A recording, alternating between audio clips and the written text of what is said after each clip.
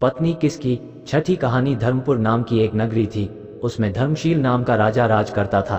उसके अंधक नाम का दीवान था। एक दिन दीवान ने कहा, महाराज, एक मंदिर बनवाकर देवी को बिठाकर पूजा की जाए तो बड़ा पुण्य मिलेगा। राजा ने ऐसा ही किया। एक दिन देवी ने प्रसन्न होकर उससे वर मांगने को कहा। राजा के कोई संतान नहीं थी। उसने देवी से पुत्र मांगा।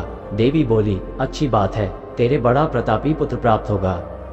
कुछ दिन बाद राजा के एक लड़का हुआ। सारे नगर में बड़ी खुशी मनाई गई। एक दिन एक धोबी अपने मित्र के साथ उस नगर में आया। उसकी निगाह देवी के मंदिर में पड़ी।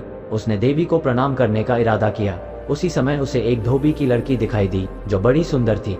उसे देखकर वह इतना पागल हो गया कि उसने मंदिर में जाकर देवी से प्रार्थना की, हे देवी, ये लड़की मुझे मिल जाए। अगर मिल गई तो मैं अपना सिर तुझ पर चढ़ा दूंगा। इसके बाद वह हर घड़ी बेचैन रहने लगा। उसके मित्र ने उसके पिता से सारा हाल कहा। अपने बेटे की यह हालत देखकर वह लड़की के पिता के पास गया और उसके अनुरोध करने पर दोनों का विवाह हो गया। विवाह के कुछ दिन बाद लड़की के पिता के घर उत्सव हुआ।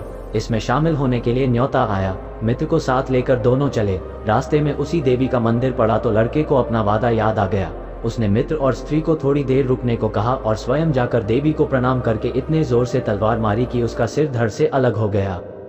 देर हो जाने पर जब उसका मित्र मंदिर के अंदर गया तो देखता क्या है कि उसके मित्र का सिर धड़ से अलग पड़ा है।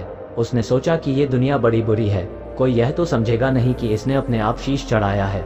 सब यही कहेंगे कि इसकी सुंदर स्त्री को हड़पने के लिए मैंने इसकी गर्दन काट दी। इससे कहीं मर जाना अच्छा है।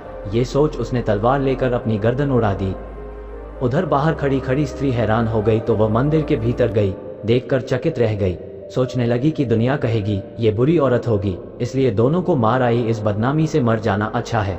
ये सोच उसने तलवार उठाई और जैसे ही गर्दन पर मारनी चाही कि देवी ने प्रकट होकर उसका हाथ पकड़ लिया और कहा, मैं तुझ पर प्रसन्न हूँ, जो चाहो सो मांगो। स्त्री बोली, हे देवी, इन दोनों को जिला दो। देवी ने कहा, अच्छा, तुम दोनों के सिर मिलाकर रख दो।